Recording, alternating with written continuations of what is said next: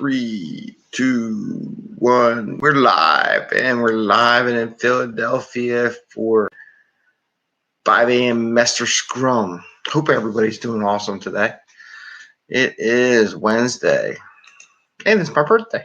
Happy birthday to me. Anyway, good morning. Hope everyone's doing awesome today. And it is 5:17 a.m. in the morning, part of 5amMesterScrum, where we talk a little bit about Scrum and Agile and different applications, and whether it be an IT, business, just manage your workload for anywhere, even home. So, good morning. Yesterday I mentioned about the tubing thing, and then I'll talk about my two things today that are Agile. And I hope you're telling all your friends to like and subscribe to our show. So anyway, last weekend, the fun things we did, do the little fun thing.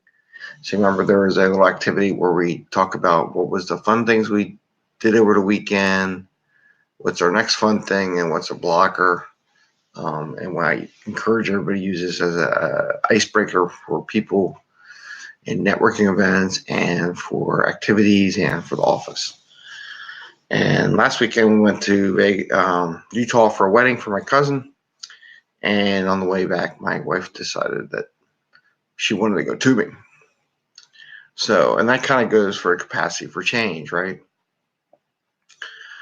You got to have your ability to pivot or change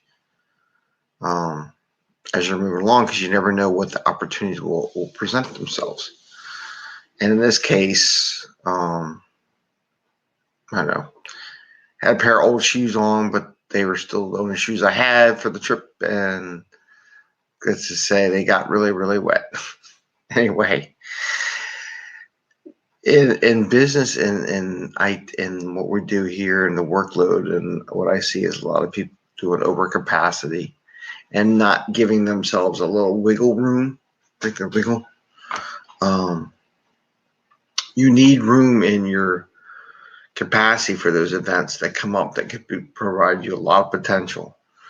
And if you don't have that wiggle room, you won't be able to take advantage of it. One nice thing on the way back, because we had to drive from Utah, Zion National Park, back to Vegas to catch the airplane. Well, that day, Sunday, we didn't have a lot of things on our list to do. So we decided to take it easy and enjoy it. And it was pretty cool tubing down the Virgin River. The water was really low. Hit my butt a few times. But you have to be able to pivot when the opportunity comes, because we always talk about managers or business need to do something, and or you want to call it the unplanned work, as in the book. I should just plug the book, make some money or something. The Phoenix Project, right? Unplanned work. One of the type of works he talks about. Unplanned work. It was fun. Don't ask me. It just comes to this. I wasn't planning on talking about unplanned work, but that's what it's for, right? Unplanned work that people come down and say, hey, let's do this. So you have to have the ability to go do it, right? So we went tubing. It was a great time, but in sprint capacity, you have to have some space for the unplanned work. If you normally get it a lot, right, you need to have that ability to take advantage of it. Okay, so that's the tubing story.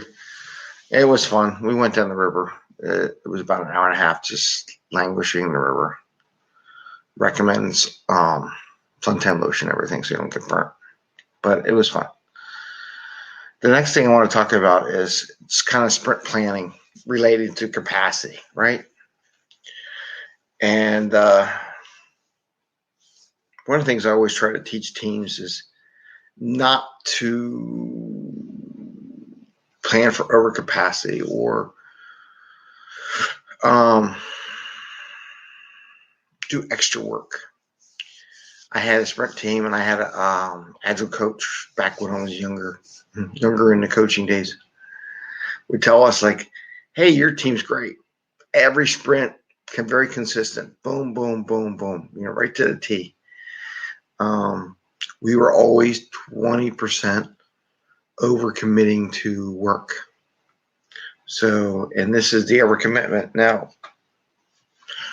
whoa, who cares?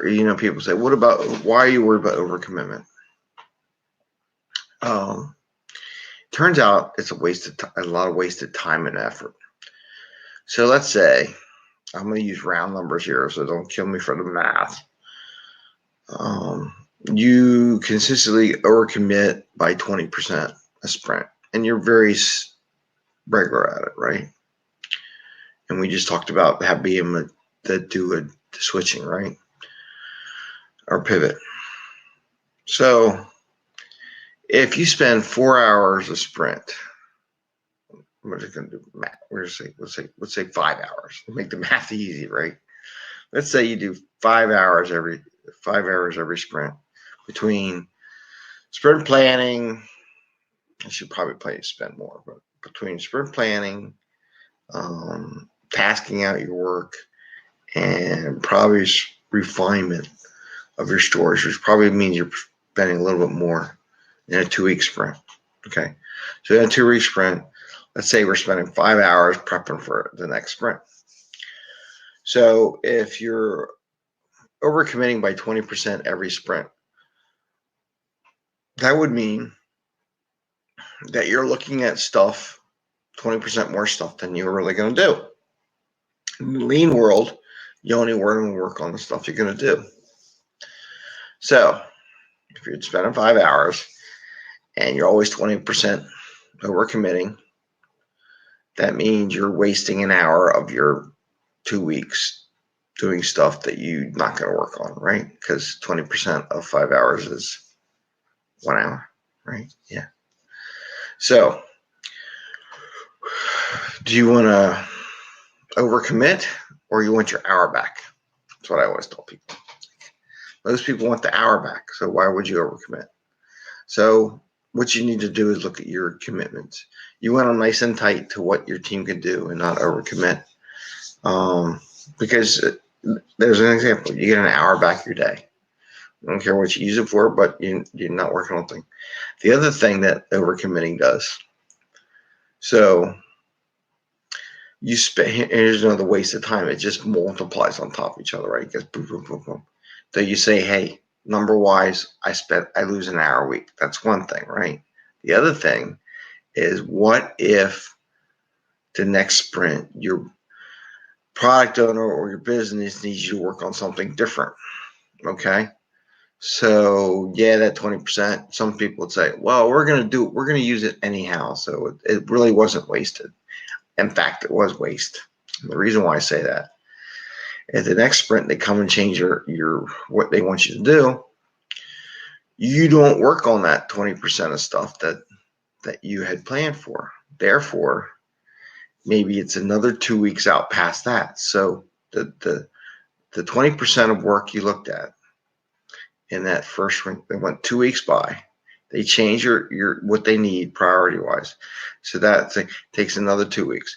So it's not another month until you talk about those over 20% that over commitment stuff. So it'll be another month. So guess what happens? You have to talk about them all over again, right? Because people forget what happens a month ago. So not only are you losing an hour, you are actually doing your work twice for that 20%. So the hour you lost, you're doing it again to recuperate, which prevents you from doing other things. So you're actually doing that work twice. So not only you lose an hour, you do the work twice, and you have no pivot space, and you're working your tail off to try to get that overcommitment done, and it causes stress in organization. There's a lot of ways to minimize that, and I think I'll talk about that the next show. I'm going to keep this one short and just ask everybody, please like and subscribe our website, our YouTube channel, 5am Mester Scrum. I hope we'll do some more stuff, and I hope this was helpful. We're going to be early today. We're going to be at 9:55, just like Sprint. Now go home and go do work. Have some fun. Enjoy your day, and I hope all the best to everyone out there. See ya.